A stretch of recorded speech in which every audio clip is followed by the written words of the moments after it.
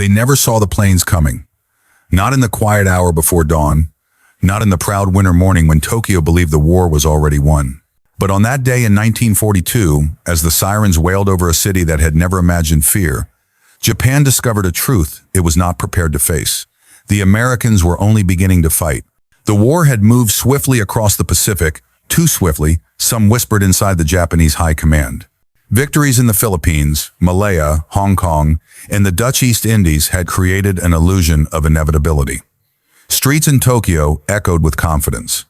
Newspapers declared destiny.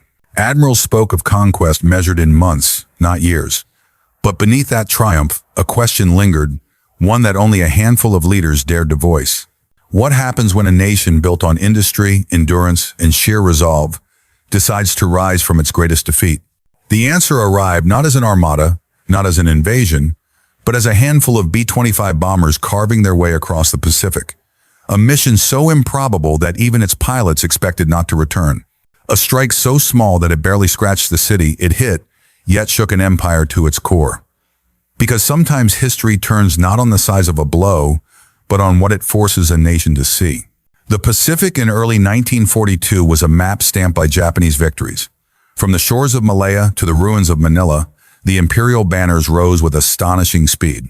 To the outside world, it looked like a new empire being carved in months of campaigns so swift that even seasoned analysts in Washington and London struggled to comprehend how completely the balance of power had shifted. Inside Japan's command circles, however, the mood was more complicated. Admiral Isoroku Yamamoto, architect of the Pearl Harbor strike, understood better than most what the empire had awakened. He had studied in the United States.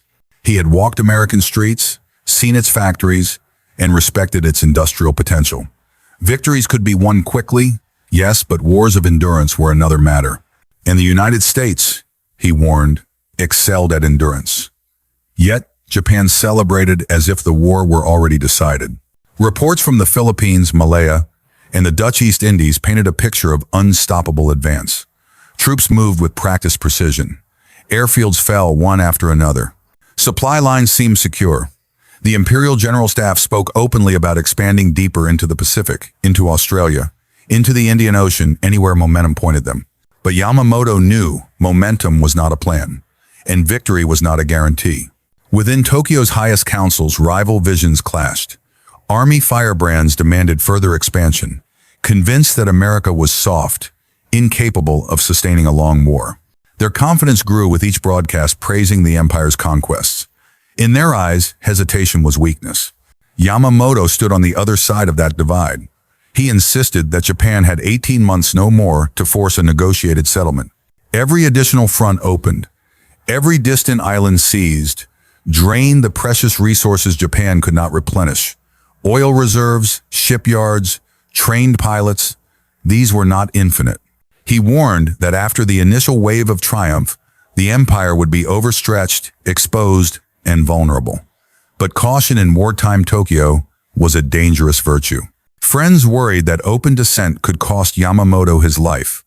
Some urged him to stay aboard his flagship, the Yamato, where the reach of political extremists could not easily find him. Even there, the admiral worked under the weight of a reality few wanted to acknowledge.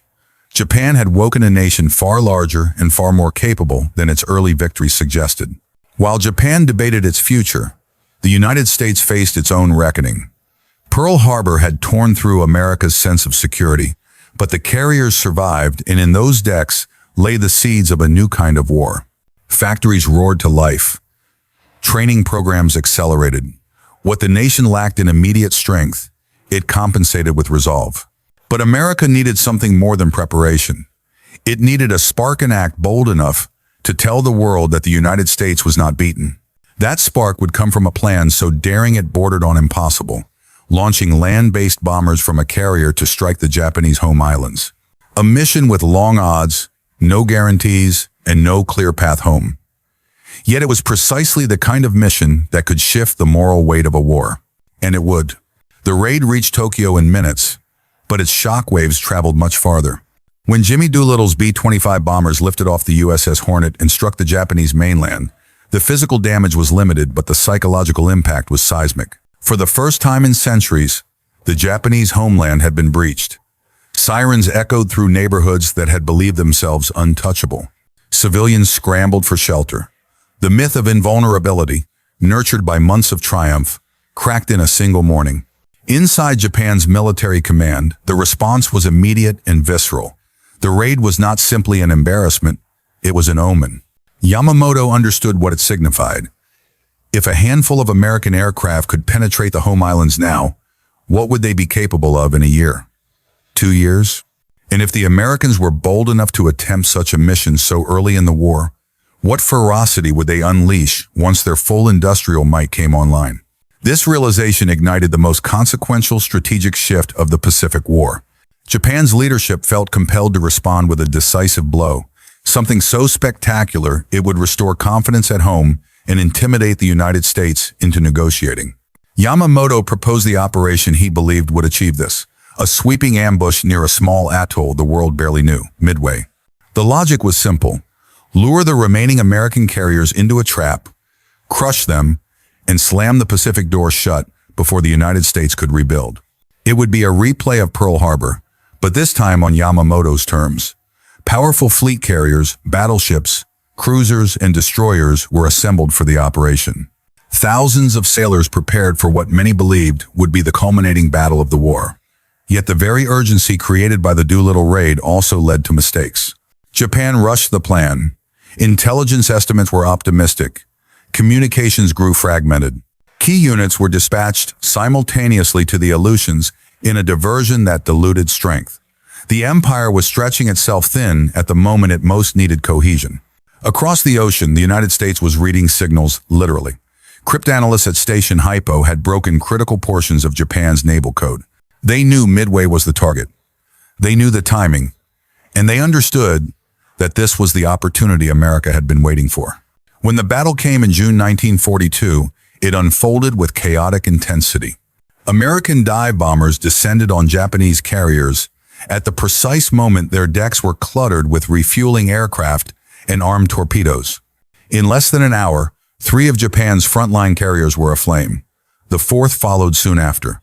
A single desperate strike by Doolittle's raiders, small in scale, almost symbolic, had set off a chain reaction that tore apart the core of Japan's naval aviation. Midway was more than a defeat. It was a strategic amputation. 4 carriers gone, hundreds of elite pilots lost, irreplaceable mechanics and deck crews wiped out. Japan's offensive momentum, built over months, stalled in a single week, and into that vacuum of power, a new battle would soon emerge. One fought not in the open ocean, but on a remote island where jungle, rain, and sheer will would test every soldier who touched its shores. That place was Guadalcanal. Approximately 500 words, turning points and consequences. The shift, the failures, the human and material costs. The aftermath of Midway did not bring clarity to the Japanese high command. Instead, it produced a silence that concealed the scale of the disaster. News of the 4 lost carriers was restricted to the highest naval circles. Officers in the field, soldiers on distant islands, and even many senior commanders continued to believe the operation had been a success. This illusion carried Japan forward into one of the most difficult campaigns of the war. With the carrier force damaged, but not fully acknowledged as crippled, Japan accelerated its push southward. The plan was bold and, on paper, logical. By seizing New Guinea and the Solomon Islands, Japanese forces could sever the lifeline between the United States and Australia. If Australia were isolated, Allied operations in the Pacific would collapse into logistical strain. It was a strategy that sought to regain momentum through geography and pressure, even as Japan was losing its irreplaceable naval aviation strength. The center of this strategy became a remote island with thick jungles, rising ridges, and a patch of coastline large enough to host a new airfield. That island was Guadalcanal. To Japan, the airfield promised dominance over the shipping lanes that fed Australia. To the United States, the same airfield represented a threat that could not be ignored. When American reconnaissance confirmed its construction in mid-1942, the implications were immediate. If Japan completed and defended the airfield, the Allies would face a hostile base directly on their supply route. Despite shortages of carriers, aircraft, trained crews, and amphibious experience, the United States decided to strike before the runway could become fully operational. The landings on Guadalcanal in August 1942 marked the first major American offensive of the Pacific War. For many of the Marines who stepped onto the beach, it was a moment of tense uncertainty. They had trained for this moment, but few had ever experienced combat. The jungle was thick, visibility limited, and the enemy silent. Yet within the first hours, American troops captured the unfinished airfield almost without resistance. That early success carried a dangerous temptation to underestimate the struggle ahead. Across the water, on the islands of Tulagi, Gavutu, and Tanambogo, the situation was far different. There, seasoned Japanese units fought with unyielding intensity. Defensive positions were carved into hillsides. Machine guns were positioned to create overlapping fields of fire. Snipers hid in trees, caves, and collapsed structures. Every movement forward demanded coordinated assaults, grenades, satchel charges, and constant alertness. Casualties rose sharply. The Marines began to understand that this would not be an easy campaign, or a short one. Every ridge and ravine held danger. Every yard of ground required effort and sacrifice. As air battles erupted above the island and naval engagements flared in the surrounding waters, it became clear that Guadalcanal was no longer a limited operation. It was becoming a struggle for control of the entire southern Pacific. Supplies piled on beaches under constant threat. Pilots fought long missions with little rest. Sailors braced for night battles with an enemy skilled in darkness. Soldiers on the ground discovered the full cost of a campaign, defined not by sweeping maneuvers, but by endurance, attrition, and the constant presence of danger. The consequences were profound. Guadalcanal forced Japan into a grinding contest it could not sustain. It forced the United States to adapt rapidly, learning amphibious warfare, jungle survival, and inter-service coordination under fire. And it revealed a truth that would shape the rest of the Pacific War. Victory would not come from quick strikes or single battles. It would come from resilience, from logistics, and from the willingness to withstand months of hardship in a place where nothing came easily. Approximately 400 words. American and global perspectives, strategic lessons, political reactions, and the changing course of the Pacific War. For the United States, Guadalcanal was more than a military operation. It was a declaration that the nation had moved beyond shock and recovery and had entered a new phase of determination. The early months after Pearl Harbor had been defined by defense, emergency measures, and the steady retreat of Allied positions across the Pacific.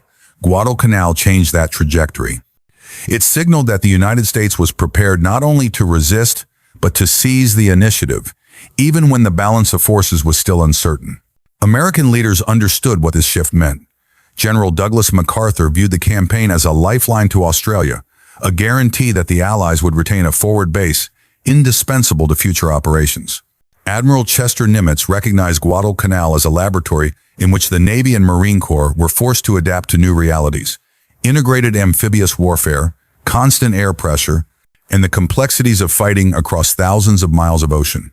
Each day on the island produced new lessons in logistics, coordination, and endurance. Within the broader Allied community, the reaction was equally significant.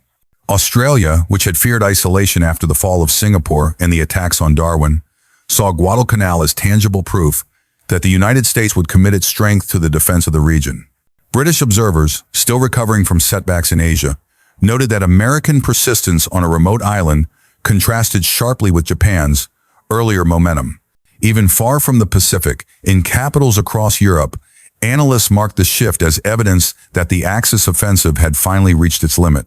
Japan's response revealed a different perspective. While official broadcasts minimized the scale of the fighting, internal communications reflected growing concern.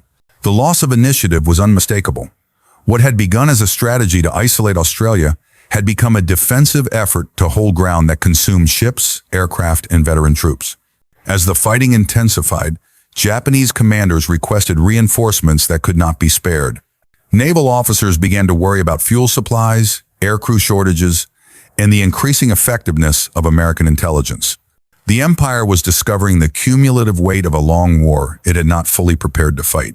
The global significance of Guadalcanal lay not only in the battles themselves, but in what they represented. For the first time in the Pacific War, the Allies had halted a Japanese advance and forced the enemy into a prolonged struggle. The campaign exposed weaknesses in Japan's strategy and highlighted the strength of American industrial support even in the early stages. It underscored that future victories would depend on patience, coordination, and the capacity to endure hardship as much as on bold tactics or sudden strikes. In this sense, Guadalcanal was a turning point not because it ended the war, but because it reshaped expectations. The world saw that the Allies could contest the initiative. Japan realized that early victories were not guarantees of long-term success, and the United States proved that it could carry the burden of a grinding campaign far from home, setting the foundation for the long road ahead. Approximately 400 words, ending, historical legacy, emotional reflection, and CTA, the story of the Doolittle Raid, Midway, and Guadalcanal is not simply a sequence of battles. It is a record of how small actions can redirect the course of a vast war, and how determination can turn doubt into forward momentum. The raid itself caused little physical damage, yet it became a catalyst, forcing Japan into choices that carried heavy consequences. Midway followed, reshaping the balance of naval power. Guadalcanal came next, demanding endurance, sacrifice, and a new understanding of what the Pacific War would require from those who fought it. For the Americans who landed on those beaches in 1942, the cost was measured not in strategy charts but in long nights, heavy humidity, and the constant presence of danger. Many had never seen combat before stepping onto the island. By the time the campaign ended, they had lived through shortages, disease, sudden air raids, and the steady pressure of a determined enemy. Their experience became a foundation for everything that followed in the Pacific theater. They proved that the United States could fight on unfamiliar terrain, far from home, against a skilled and relentless opponent.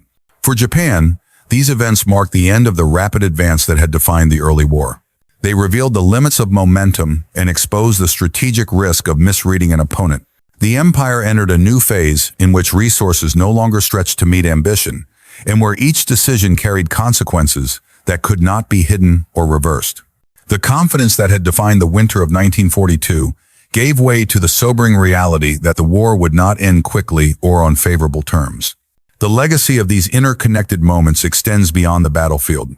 They remind us that turning points often appear unexpectedly. A small raid can alter calculations. A lost carrier can reshape strategy. A remote island, barely known to most Americans, can become the stage on which a nation's resolve is tested and proven. These events taught future generations that power is not measured only in numbers, but in endurance, leadership, and the willingness to adapt in the face of hardship. As we look back, the question that remains is not only what happened, but what it meant. What do these battles tell us about the cost of war, the nature of courage, and the decisions that shape history? If this story made you think about the hidden turning points of the past, consider sharing your thoughts. What moment in this campaign stands out to you as the most decisive? And if you want to explore more stories that shape the world we live in, join us for the next chapter in our journey through military history.